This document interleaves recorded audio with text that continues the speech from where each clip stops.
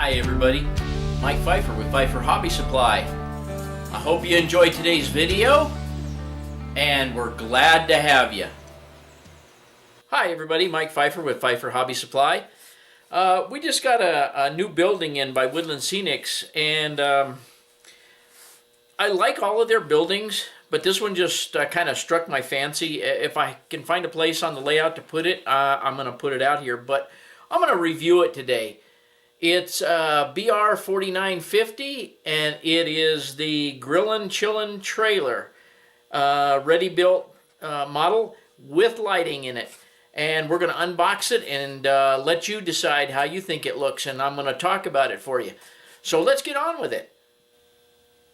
Okay, well, while it's not very prototypical, probably, we're going to unbox this on top of my little lake here because I don't have a lot of space, vacant space out here. But anyway, we're going to open this guy up.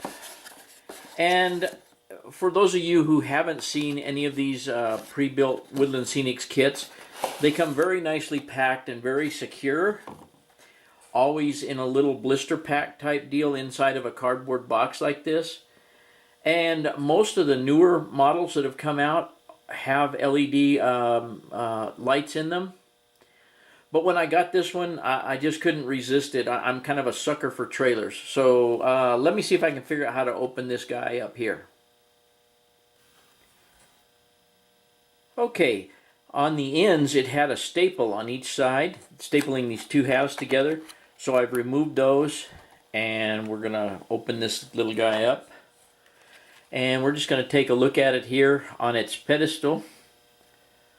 I just was really enthralled with it, being as it's got a little bit of foliage on the front. It's got the lattice around the base as the skirting. You know, a set of steps up into what was probably the bedroom. The little porch. And they call it Chillin' and Grillin' because if you look really, really close, maybe right there, you can see that there's some, let me look at it close, hamburgers, hot dogs, steaks, something on the grill there. The grill is obviously going. A couple of nice comfy chairs out there, garbage can, the two propane bottles on the front of the trailer, a big propane bottle, a supplemental propane bottle on the outside of the trailer, a window air conditioner, and this little thing right here, and if I can get real close, it's actually a post with your electric meter and your water on it, which I thought was a really cool touch because you could really jazz that up some by putting a cable laying on the ground over to the trailer and then a hose attached over to the trailer. In kind of a seedy area, I guess that's probably the way it would be.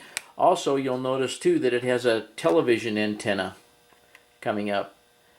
The only thing that I personally would probably do to this, if I put one of these out on the layout, is I think I would put a couple of more vents, maybe another vent or something in the roof of it, just to break up the monotony of the flat roof. Although I think it looks good as it is. You know, you could certainly use it as it is.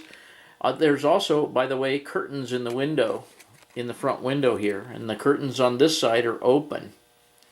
Curtain in the back window as well. It's just really a cool little model. You know, there's so few models of mobile homes. I think it would make a good addition. I'm going to take you over here, and I think you guys have all seen it, but I'll show you another idea for the roof of this guy. Okay, here's a mobile home that I have on my layout already, because like I said, I'm a sucker for these things, and I cannot, for the life of me, at this very moment, remember who did this trailer park kit.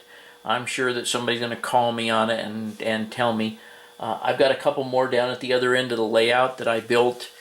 They were resin kits, and as you can see on this one, I did exactly what this guy did, or what they did on this guy. I put a TV antenna on the top.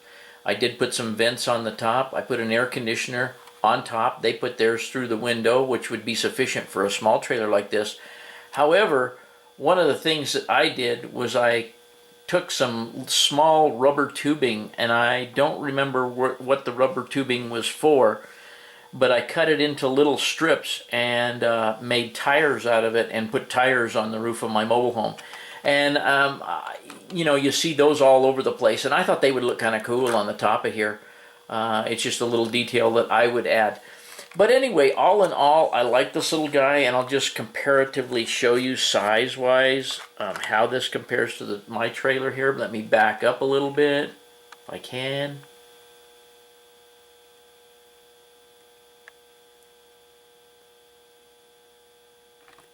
Now, I don't know what the scale length of this trailer is here, and I don't know what the scale length of this trailer is here.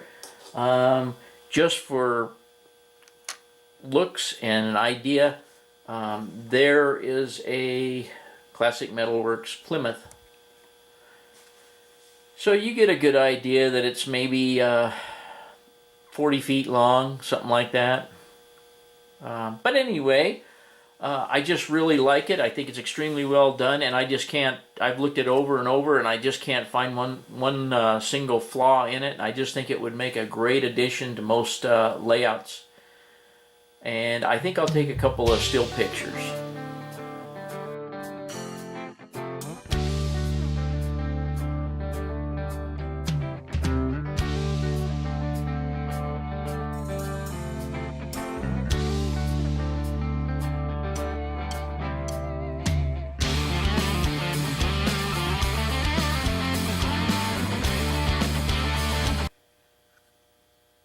Okay, and I went ahead and took it out of the package, and I did notice that it's got wheels underneath it too.